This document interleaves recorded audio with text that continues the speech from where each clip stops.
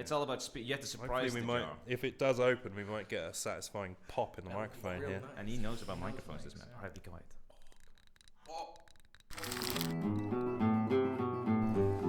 Hey, what's up, guys? Welcome back to another Bad Writers episode. This time, we have a special guest. It's quite exciting, yeah. We're gonna jump right into it because we're used to wasting time, and we're not gonna waste this person's time. No. We got Alex Hobden here today, the principal of BiMM Film School. The big cheese. The big cheese, yeah. I am so nervous for this. Yeah. I'm very happy to be here. Thanks for having me.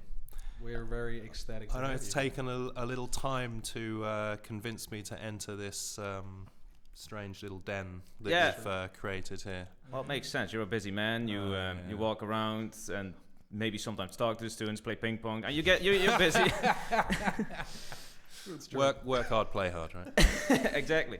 And well, you're a principal of a film school, so I'm just gonna jump right into it. You are the principal, aren't you? Well, head of department. Head of department. Officially, maybe this is a bit dull, but officially my job title changed slightly recently. Exciting stuff. So I was the principal, and officially now I am a head of school. Do you like? Oh, okay, that's. I don't know, but basically it's the same job. I don't know. Okay. Do you like it? Yeah, of course I do. I love it. No, but I mean, do you like the name change? Would the you name rather have change. like captain of school? That's a good point. Actually, I quite, my background, I've worked at some other universities, some more kind of traditional universities, shall we say. English ones. And head of school is more appropriate for what I do. Head of school? Head of school is more appropriate. Yeah, I don't know what a principal does even, but that's not what I want to get into. No, exactly. I mean, I could literally tell you all of this in great detail about why it changed and what I used to do and what I do now, but quite honestly, it's pretty dull. Well, we're only recording for 6 hours this podcast. So. Yeah, we got time. Let's get right into it. So you're the head of school of BiMM Film. Berlin. Berlin. All right, just.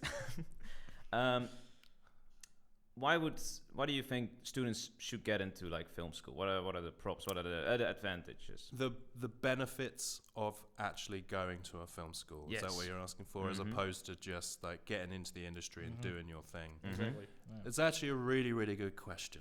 Not that I'm surprised that you would ask a really, really good question. I think there's a number of reasons, and I think it's an immensely personal thing as well. Right, so what's going to work for one person is not necessarily going to work for another, and you're going to have heard plenty of stories, and you'll continue to hear plenty of stories of people who make a great success of themselves in the industry without going near a film school. Right, there's plenty of people who would tell you that, but I think primarily one of the biggest benefits of coming to a film school is starting to build a community of like-minded people around you, and a community of people which you will almost certainly continue to work with as you progress through your careers, right? And you'll all be scratching each other on the back as you progress as professionals. So opportunities will come up, and you're going to go, I really need, somebody to record sound on this project. Who am I going to ask? And you're going to go, okay, I'm going to ask Jackson because, Jackson off camera, because we've worked with him before and he's great, and I want him involved in this project. And that will continue, and people will do the same for you. You're building a community. So that's one thing. And I think you can get that from any film school, because you're just going to be in a place with like-minded people all driving towards the same goals. The other thing, I guess, is to start kind of getting more support around building your network outside of film school life. So, when we're bringing in guests and even your lecturers and anyone who's connected with our little family here, our kooky little family, they are also in your network, and those are people who are going to be able to give you connections and maybe that all-important foot in the door when you actually take a step into the real world. Film school, I can go on, by the way. Do you want me to keep talking? Yeah, I mean, you can always cut it, right? We can talk about yeah, we can. Yeah. We can. But it's talking about people like the people you have been bringing in, and it's hopefully people that we can have on the podcast too. Like I don't know if we can say name, but so Nico, I think Roman is like they're all experts in what they do, and then it's all these people from different worlds then coming together. Like people camera, people audio, people writing, people also from different countries, and that's great. And also industries like some I don't know, social media, some do more film, some. So yeah, exactly. That's like it's a beautiful melting pot. But then speaking of film school in a whole, I think you as head of school of BIMM, I think you want to maybe promote BIMM a little bit. If there's anything to promote, I don't know. But how would you say like BIMM stands out from all those film schools you've been in? Okay. And I've got some experience of working in other places, and I think that the reasons that I think this is the right place for students are the same reasons that I want to be here, and a lot of that is to do around culture and community. And I think that's something which BIMM do very, very well, and in particular, I think something that we do very, very well here is build a sense of community. I've worked at other universities where I, as an employee, have just felt like a number on a spreadsheet. Right, I haven't felt part of anything. I go in, I do a lecture, do a workshop, whatever, and then disappear, and I'm gone, and I have no connection really to the students, to the environment, to the other members of staff. And I think the way that BIMM is set up, particularly because a lot of we've got all of these little colleges, little institutions which are much smaller. It's not like one university with 10,000 students. They're all spread out into these little pockets of creativity. And what that means is that we can develop a culture where we're all getting to know each other much better, staff and students, students with students, across all the different areas and departments that make BIMM run. I think that's really, really important. And in the creative industries across the board, those communities, those kooky little families are everything. They are your support network, they are your way into opportunities. And I think we do that really well. So that's one thing, and I think the staff will agree with that as well. That's why people want to work here. I think the other thing we do, and every creative arts university will say this, but I think we do it particularly well, is having a real kind of industry focus. Right, we are trying really hard.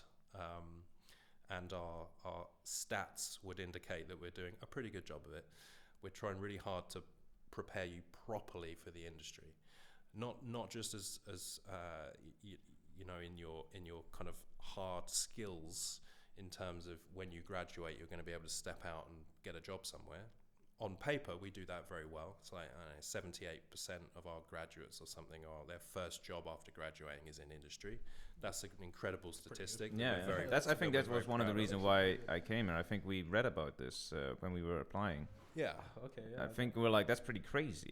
Yeah. That sounds pretty good. Right? Yeah. Because that's the biggest thing, that's what we always talk about. Like, at least that's always boggling in the back of my mind. Like, just like, it's all fun and games, and I'm having a ton of fun, and I'm learning a lot. But like the industry, as we call it, it's always strange to get into. So like that sounds pretty good. Yeah. There's a kind of mythology around the industry, isn't there? Right? When you're growing up and you're thinking, I want to get into film, or I want to get into music, or I want to get into acting, whatever. All of those areas, you kind of feel like it's completely inaccessible to you. It's like it's always presented to you as that's a nice dream you've got there, But the reality is, it's just another industry, right? It's just another career path, and just because the faces that we see on screens associated with the industry make us think that it's something higher and mightier and completely inaccessible to us. That's not actually true. There's hundreds of thousands of people working behind the scenes too, having good, long, stable careers in a whole number of different areas. It's an industry. Yeah, that's something I want to talk to you about as well. First, before with the career path, Yeah, go on. I don't know if you saw, but Bart took a piece of paper You've and got just a- you've got a crumpled it onto the floor. Do you want to show There's- Alex there's some that kind before of- I I was just curious who Alex was as a person. I thought I knew Alex. Feels He's a lot more professional on camera than he was in real life. Feels like some kind of setup. No, it Well, wasn't maybe. actually, but now he's just All right. he fucked it up. So I thought when I asked the question, why would you go to film school? Yeah. And I thought you're gonna replace the question and Alex turns film school question on us. He's gonna ask, like, well, why do you think you should go to And he was gonna pull this out and be like, answer the I'm like, question. you activated my trap card. Like that. No, didn't work. The second Alex actually started answering the question, I saw him Oh, going. well, I'm very sorry that didn't work You out ruined the for bit you, by actually chaps. answering the question well. But if we can change that topic now. No, but answer career to, paths. to yeah. be honest, I would be interested to know why you two actually chose film school as a path. Oh, okay, so it's You've just g- our and podcast. Nobody you've cares. you've got an interesting background in your kind of your choices anyway, in what led you to end up here, right? A little bit. Oh yeah, that's true. Yeah. Hmm. We can't say too much on camera. No. Oh, Okay, yeah. no, Those lawyers. Yeah, various lawsuits. we get lawsuits after us. No, it's actually very much same what you said with we wanted to get into a network of people who all like-minded, and we like writing, and we needed people and equipment and people who wanted to make stuff all the time. Yeah. And It's just like, you're writing things and then you want to have to make these things. Do you have the equipment? Do you have the people? Do you have the knowledge? And it's all those three things. Yeah. They're right here. They're right at the film school. Exactly, because we made a film where we didn't get the equipment last second, and we ended up doing it like literally on the day. The people who were supposed to give the equipment said no. Yeah. But what a great film. Yeah. It's on the channel. Check it out right Check now. it out. Passion of the Chris. Passion of the Chris. It's Star here right on the there. channel. Yeah, but talking of career paths, Yeah, go on. you weren't in film. You were in a band. And you Yeah, were I a was. drummer, Yeah, I've had a mainly. bit of a strange career path, and I think, to be honest, that's quite common in the creative industries, and something that everybody who's endeavoring to take that path into the creative industry should kind of be prepared for a little bit. But yeah, I started in music when I was at school and when I was at college. I was very much focused on wanting to get into film or television. Like, that was my interest. That's what I studied. I studied at college. Took media studies and film studies, and it's like, yep, that's what I want to do. But alongside that, I had this little band I was in with a bunch of friends, and I'd been playing music with those guys since I was like 11 years old, right? Just a tiny kid. And we just did it for fun. It was just a fun thing. We got together from time to time and jammed, and it was almost certainly always terrible, but we just enjoyed doing it. Some guy saw us play who was a manager. He was a band manager, and he spotted us and thought, I'd like to work with these guys. Approached us, talked to us, managed to talk us into it. We were kind of a bit resistant, to be honest. You'd think that that's what you kind of dream of, some random guy coming up to you and saying, I'll make you a star. I think that happened when I was a kid once. Yeah. Yeah, I'm not even joking. People always walk up to you. I think you have potential. I don't know where they get it I from. was a child, and he was like, I think he said in Spanish it was guapo, which is good looking. So maybe he wasn't. Did he have actually a white producer. van? Or what are we talking about? He here? did have a van. Oh, Slightly different carry on. story, maybe. Random guy happened to be an A&R scout for Sony. Whoa. So he, through our manager, was really interested in signing us to, I mean, it sounds big and grand, signing us to Sony. Mm-hmm. And Sony were kind of the umbrella. The label we actually signed to was a label called Double Dragon. And this is a time in the music industry, maybe we're still slightly there, but major labels were not cool. Well, it sounds cooler than Sony Double Dragon. Yeah, I think exactly. so. I think that's a win then. Yeah, exactly. So what all the major labels were doing, because they wanted to sell cool little indie bands music, they formed these little sort of pretend offshoots of record labels and said, oh, this is a little indie record label, right? It's not, Sony aren't getting involved, but it was Sony. Like, their claws were in it. Am I going into too much detail here? It's kind of it can be a potentially long story. So so it sounded like you had a music career, But then you ended up here at BiMM. Like, how did that happen? Try and fill in the bit in the middle, right? I guess. Let the viewers do something. Because there's something I really want to talk about that happened in between that. Is that you made a microphone at some point, right? For well, let you say for whales. You made whales louder. Not just whales. Oh, is it not just? I really thought you just. I thought not specifically whales. I thought you wanted to give whales a voice. Yeah, because give whales a voice. That's nice. Yeah, I mean partly. So basically, music career, Sony, then also signed to EMI, Parlophone, did another single with them. Then signed to another label, proper indie label called Total Creative Freedom, and recorded an album. And this is where the story is about to get a little darker. But I'm still trying to be concise here with the details, but I'm getting there.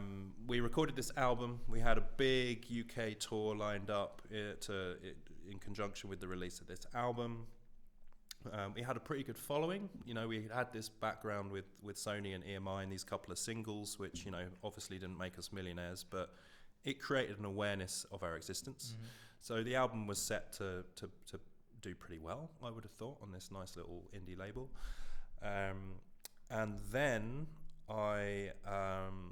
everything, like the brake got slammed on because I got hit by a car, I got run over, right?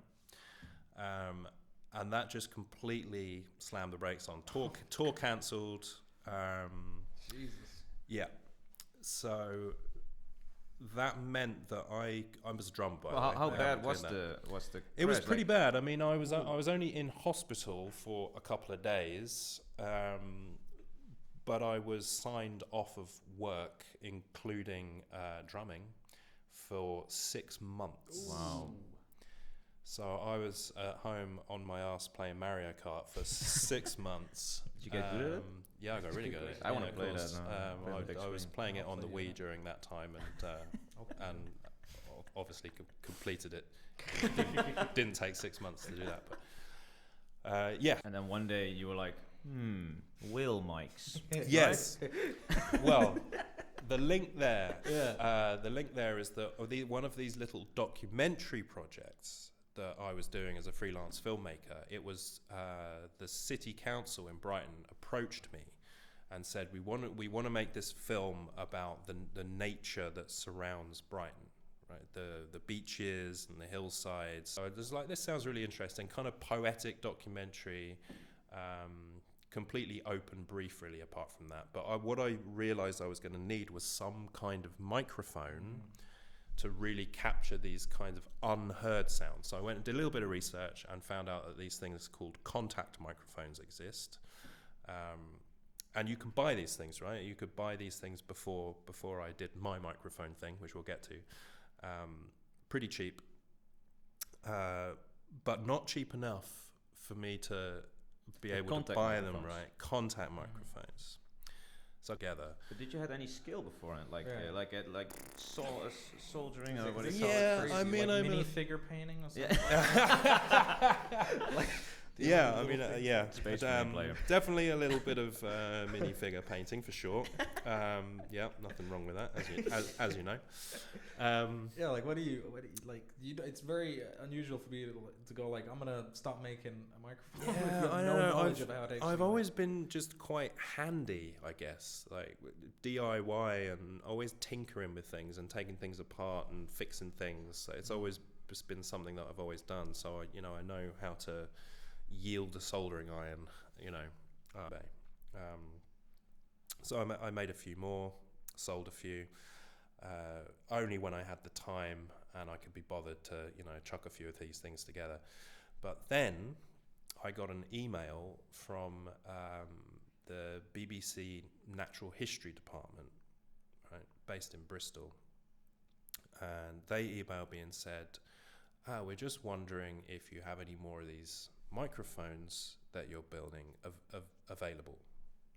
We would be interested in buying some. And honestly, at that point in my life, my only reaction to that, other than being quite excited that the BBC Natural History Department had emailed me, I smelt the cash, right? Yeah, definitely. I smelt the cash. System for wasn't Wales. Oh. Not yet. Ooh. Foreshadowing. Very clear foreshadowing. Getting deeper. It's true. No, it's not. It's not true. Anyway, the BBC eventually told me what these things were for, and it was for recording the sound of salmon spawning in Alaska. Salmon sex. That's pretty fucking salmon sex. Salmon sex. That's what they call it in the industry. That's what they That's ordered cool. for. That's sick. Which was great. Yeah, really good. Cool.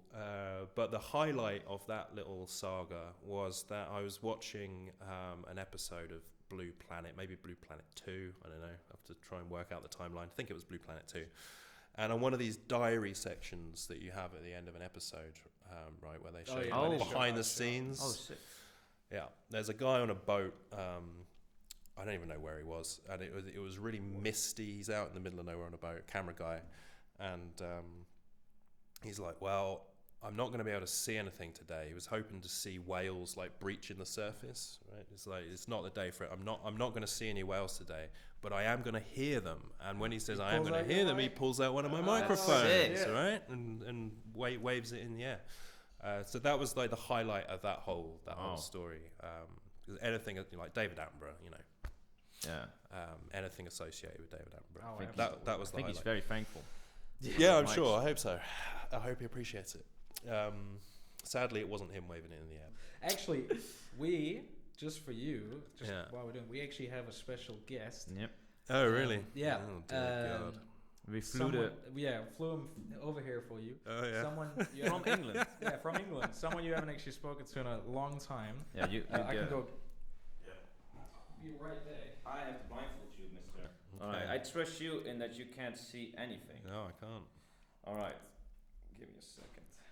Before I get closer. You can't see anything? I can't see anything. You can't see anything? No. All right, Alex. Who do you think this person is that we're getting in? Oh, it's not David Attenborough then. No, like. So you are suggesting that you've brought a special guest from the UK. Yes. Especially for Born and raised. Your podcast. For you. And you've brought them into the city of Berlin specifically for this. There they are now. There they are now. Right, quiet. Oh, yeah.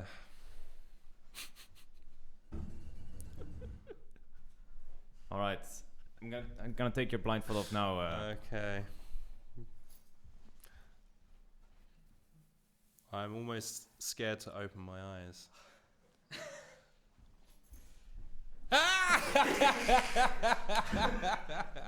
One step ahead of you. And that's amazing. He said it, man. That is. You didn't, oh, no, you didn't get David Attenborough. Yeah, did he say it? Great. Here we Where go, just for you. the hell did you get that from? That is amazing. There he is. He's flown all the way over to see you, and that's so cool. Where did you get that from? Oh my Funny god! Story. Where did you steal that from? Maybe I should say. I was gonna do a whole bit where I walk in and go, but then it's not what I was gonna go, Alex, but that's gonna come out as Werner Herzog. That's very cool. Me and Dave here, we go way back. Wow. We talked about you here. Do you have him in your house or something? Yeah, of course. That's amazing. Yeah. And we wanted to bring him in because I think we can all say David Attenborough is very thankful. Yeah. For you making those mics. That's very sweet. Wow. Thank you, David. Well, now that we've met, can I call you Dave? No. Yes, I don't think this is life. He's got very small. I was head. just thinking that. Very small head, and not I don't particularly tall. It's just perfect that you made a mic for Wales with David Attenborough because I've had him in my room for 3 years now. That's incredible. Wow. Brought him to Berlin. I brought him to Aalborg. That's amazing. Isn't he great? So you're quite the fan as well. Yes. What I like about this picture is that his shirt button is undone at the bottom there and just slightly open. It's a little bit of a tease here. Kind of odd that they would choose that image to blow up into a... Well, I think Attenborough is kind of a sexual being, I think. Do you? Like you hear it in his voice, like, and here we see the direwolf. He's definitely got that sort of in a sort of James. I was going to say James Brown. Then I didn't mean that. Who's? That's who you mean. He has a kind of soulful voice. He does. You know? I agree, and that's why. Look at his face. When I come home and I know I've fucked up and everything's going horrible, he's not judging me. Look at that face. That's the face of a man who knows he's about to make a bunch of money because of a microphone. There we go. That's someone else, mate. Yeah. Someone else, mate. Yeah. No, that's very cool. Thank you for bringing him in. That's all right. No worries. It's lovely to meet him. Maybe we'll find a place for him here in BiMM. Yeah, Maybe he'll just sit in your office for a while. Yeah. If you like him. I'd be happy to look after him for you if you want. Exactly. Kind of weird when we have guests coming in and stuff. And it's kind of weird when I have my girlfriend over and he's just he's just watching. There he is. Oh, Dave, you perv. He is a perv. I think those the sort of the eyes that are going to follow you around the room thing, you know, I think wherever you're standing in a room, it's going to feel like he's looking at you. What's also nice is I had him in my room for the last 2 weeks, and I like to face him outwards on the first floor, and people will walk past. There's an old man just standing still, and they walk past and they get very scared. Dogs start barking a lot. Oh yeah, they do actually. They start barking at David. Yeah. Oh, that's lovely. But yeah, what a treat. We're happy to have you as head of school here in BiMM. I think. Well, that's very nice of you to say so. I think everybody's happy that you know, what's it called? Manage. Yeah, I don't know. Or whatever you do. I don't know. know. I have no idea what do I even do? I really don't know. I know that you. I actually don't know. I have no idea what you do. No one really knows what I do. I've seen you play ping pong. I've seen you build a macaroni Christmas stuff. Popcorn. Popcorn. Yeah. But the first time, now that I think of it, the other thing he does, like the first time we met you, that was on induction day. Yeah. And we said, and you said like, hey, that's him. That's the head of school. And I was like, the head of school. No way. He's just standing there, rolling up a cigarette. And then we walk up to him, and then and you say like, what do you say again? Do you remember? I don't remember, but he said like, "Oh, you guys caught me rolling a cheeky fag." Yeah, that's right. And then I like this guy. And then for people to know, also I was very drunk, and I went up to. You were. Oh. And I congratulated you on learning Turkish for your Turkish wife. You did. Yeah. Don't have a Turkish wife. I still don't fully understand that, but yeah, you certainly did. You certainly did. I remember that very well. You were the first two students of your year group that I met. You know, out there. Did we make a great impression, right? Yeah, a really good impression. Yeah, you're great. And we keep doing it. We keep doing it. Yeah. But speaking of jobs, yes. We had a job we needed a lot of help with. Yeah. And we wanted to ask other people, but I think you're not doing that much, especially now. You're just sitting here talking with us. We were curious if you could help me out. Me as well. Yeah, you need them too. It would be very helpful. Hit me. What is it? If you could help us. I mean, we've really struggled with for a long time. This is not even a joke, actually. It's been like a month and a half in the making. Could you open this? I can't open this jar of pickles. Okay. And as you can see, it has Joe on it because I thought Joe could help us with that. But we're gonna bring it to Joe for the last month. If you can't open it on this podcast. Are you serious that you can't open this jar? Wait a second. I can show you. Let me show you a little video. The people at home can just wait. I love a gherkin. Can you open it? I'm gonna try to open this pickle jar. Fuck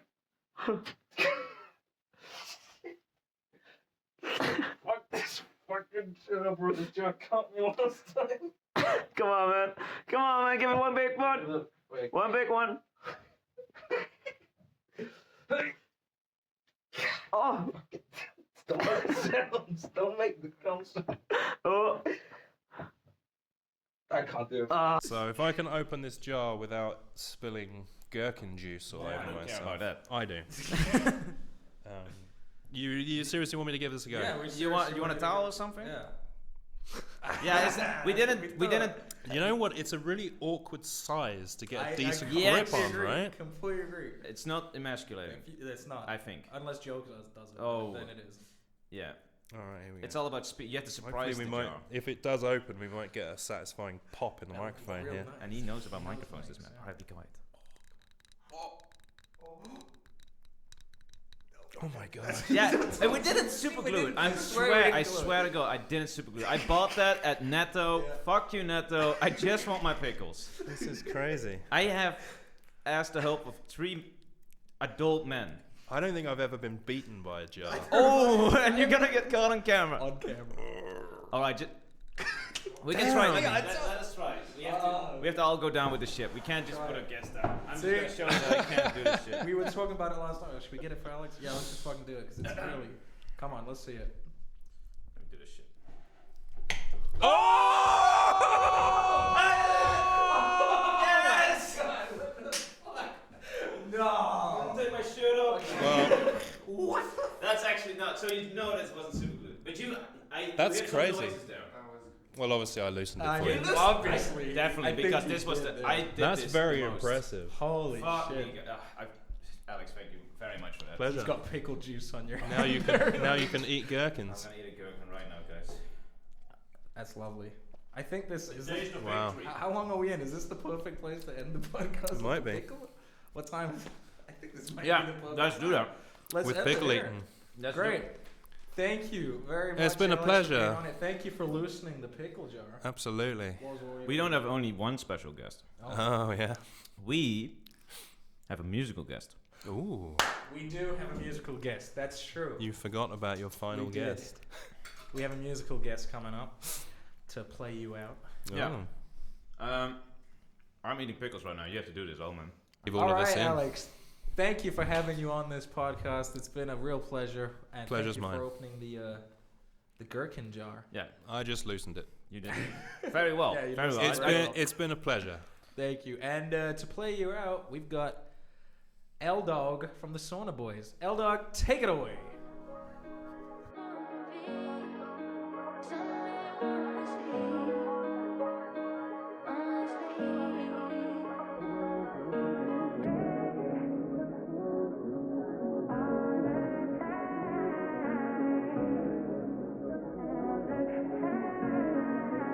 Is this your type of music? Now I'm drinking in my bed again, thinking about you and I, what it could have been. Yeah, I thought you were the one for me. Yeah, you were the real love, ooh baby. How could you say that to me? How could you treat me so poorly? You were the one for me. I ain't a side bitch, nah. You are my everything. Now we are nothing. We're so far apart, breaking my heart, and you kicked me on guard. And everything that we was, it not my fault. But you. All right, thank you very much for watching. This was another episode of Bad Writers. Thank you, Alex Hopton. Thank you, Noah, for being here. Thank you, David Attenborough. Thank you, David Attenborough. And thank you, Jackson Technician. Thank you guys for watching. Subscribe. We'll see you in the next episode of Bad Writers I Podcast. want me so what? I can do better than you, I'm sure.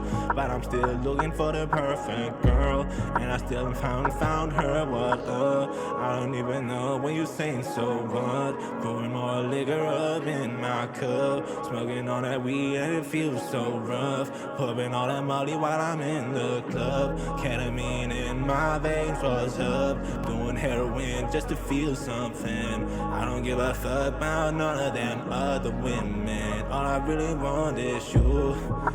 You are the one for me. Why are you playing with my heart? I loved you. Why can't you just say the same back to me? I miss you. Where are you going, girl? I miss you so much.